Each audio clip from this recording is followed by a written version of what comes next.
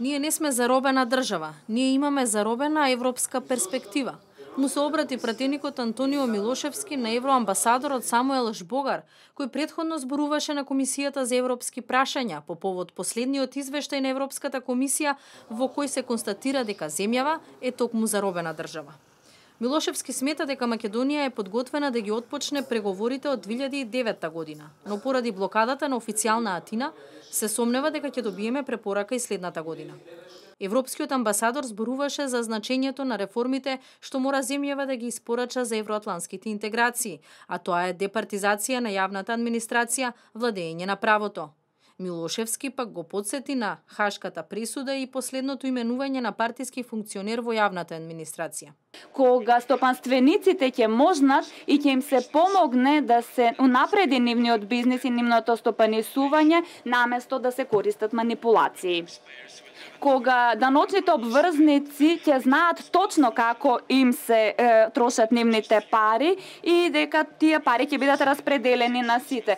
Кога граѓаните нема да бидат загрижени дека владата нема да ги слуша нивните ставови и нема да ги слуша нивните разговори, не знае да сака да знае како размислуваат. Кога ќе постои независност и стабилност и новинарите едноставно да можат да дојдат до објективни информации за луѓето да можат да извлечат логични заклучоци од одредени ситуации.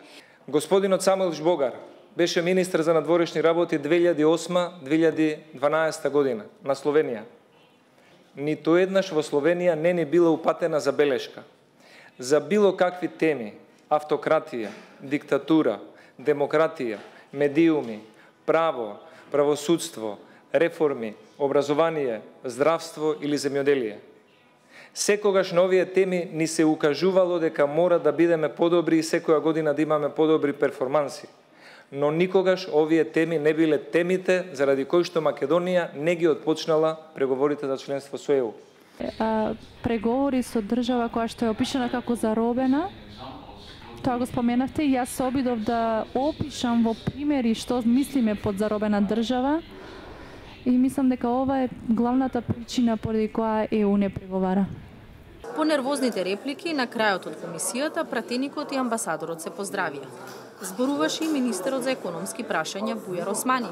Најави експертска работна група со акциски план на која првиот теси се локалните избори. Наша задача е земјата да се врати на патот кон Европската унија и НАТО, демократијата и правната држава, порачаа Османи и пратеничката Фросина Ременски. Сме биле искрени при изготвување што во овие 40-50 ефективни дена до локалните избори може да адресираме. Ние имавме средба со сите релевантни институции кои што имаат одговорност за остварување на овие реформи. Идејата е процесот да биде инклузивен.